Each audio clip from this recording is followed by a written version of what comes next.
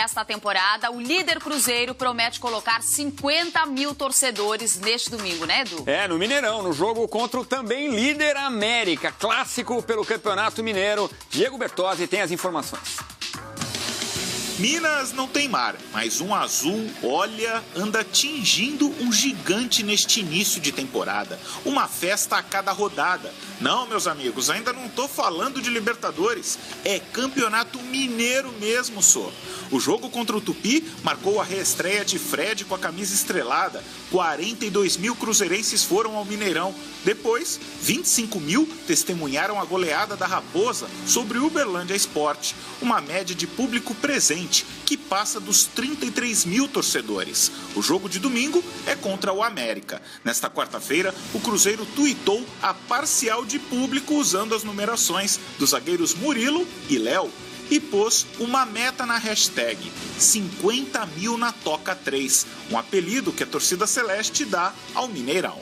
O grande rival do Cruzeiro continua sendo o Atlético, mas o jogo contra o América é considerado aqui em Minas um clássico. E quem vencer assume a liderança do estadual. Mas ainda um outro motivo explica este tsunami azul que tem invadido o Mineirão a cada rodada. O ingresso mais barato sai por R$20. As chamadas nas redes sociais, inclusive das brincadeiras nas concentrações antes restritas, aproximaram o torcedor do time.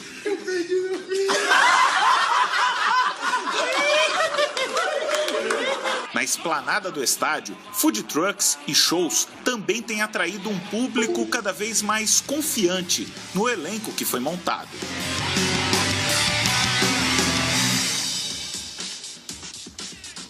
Tá legal a festa e o Cruzeiro também tá indo muito bem dentro de campo. Vamos pra Europa agora. O Felipe Coutinho falou sobre o clássico do Barcelona contra o Espanhol fora de casa. Jogo neste domingo, você acompanha por aqui no Fox Sports a partir da 1h10 da tarde. Já regularizados, apareceram os nomes no boletim informativo diário da CBF e foram relacionados para o jogo contra o Botafogo no Morumbi. E tem mais gente que pode pintar no tricolor. Exatamente. Barrado dos últimos 3 jogos, um velho conhecido da torcida tricolor foi liberado pela diretoria e pode voltar a campo amanhã. A imagem do dia não é necessariamente inédita. Cueva já vinha treinando.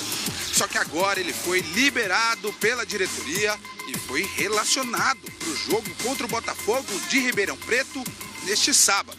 Por conta dos problemas de indisciplina, Cueva ficou de fora das listas de relacionados das últimas 3 partidas.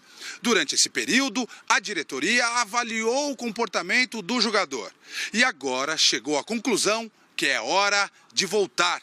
Antes do treinamento desta sexta-feira, com o plantel reunido, o jogador pediu desculpas a todo o grupo. Isso não quer dizer que ele será titular na partida do Morumbi. Dorival Júnior, aliás, deve manter a base principal com mudanças pontuais. Na defesa, Anderson Martins sentiu dores na coxa esquerda. Bruno Alves é o substituto imediato, porque Arboleda ainda não está 100% fisicamente. Na lateral esquerda, apesar de contestado, Edmar continua dono da vaga. No meio, Petros volta de suspensão. Aliás, é nesse setor, o meio-campo, onde existe a maior concorrência.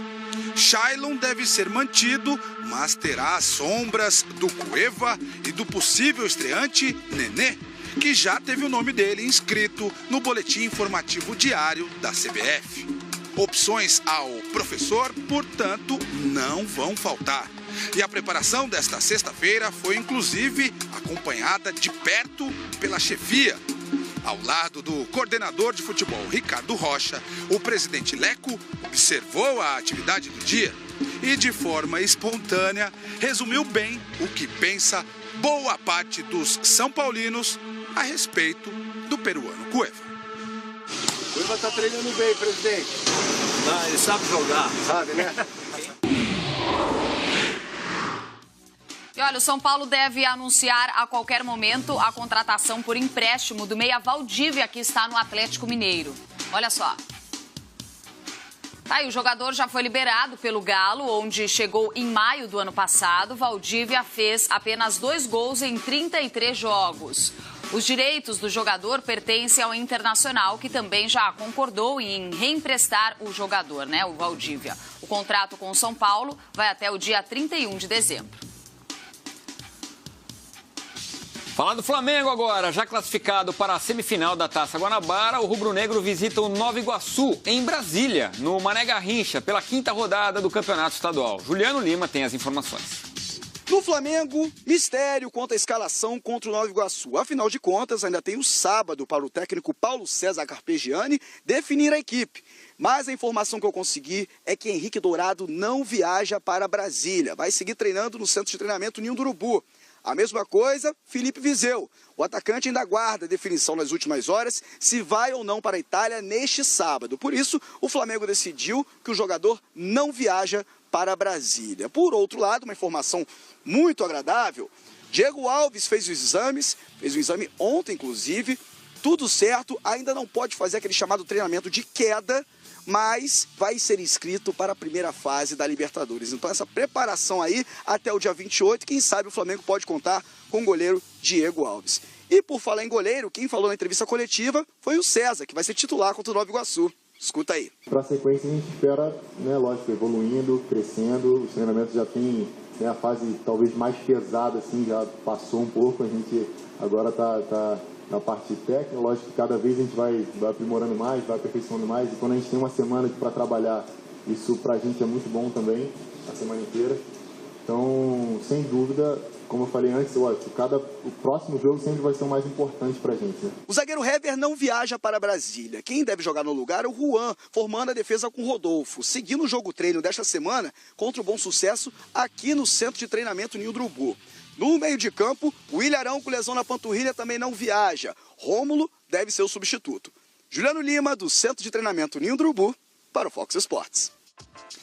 Amanhã é o dia das eleições no Corinthians e na última reportagem da nossa série especial vamos falar sobre aquela que é a principal preocupação dos corintianos, o futebol. Exato. A pergunta é: como manter a saga vitoriosa dos últimos anos? A resposta com os próprios candidatos.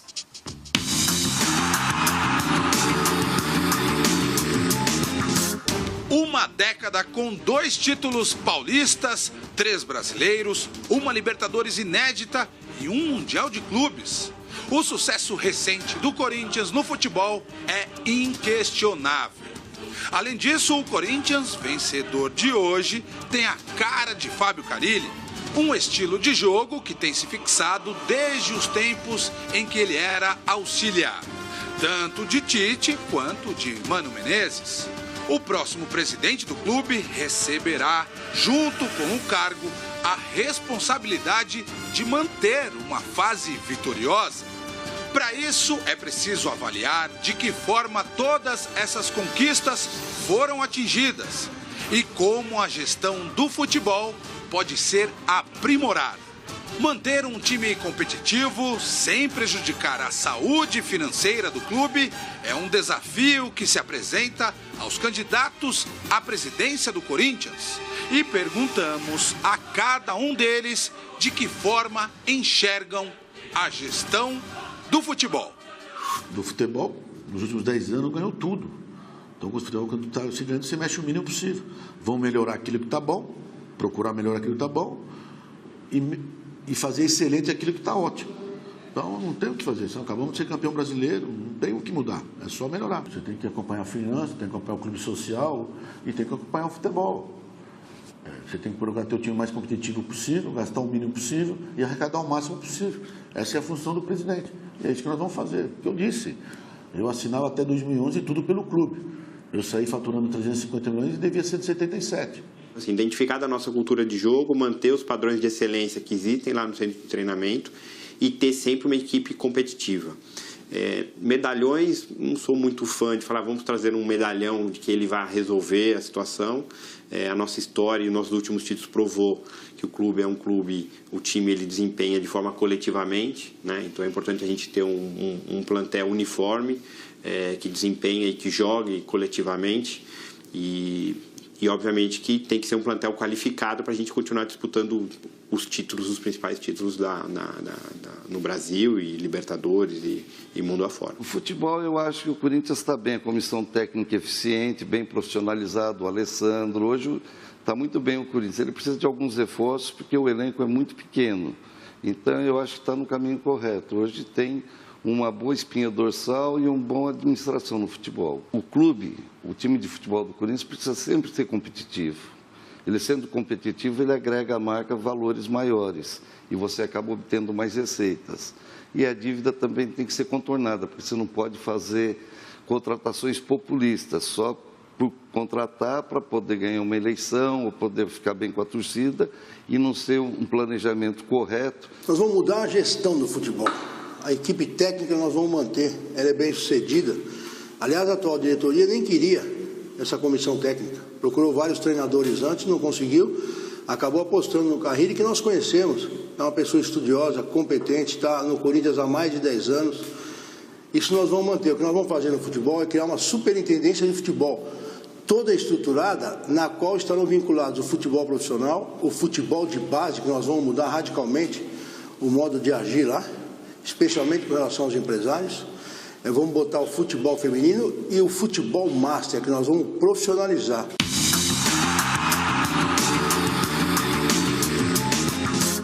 O outro candidato à presidência, Antônio Roque Cittadini, optou por não atender a reportagem do Fox Sports. Bom, no Newton Santos, o Botafogo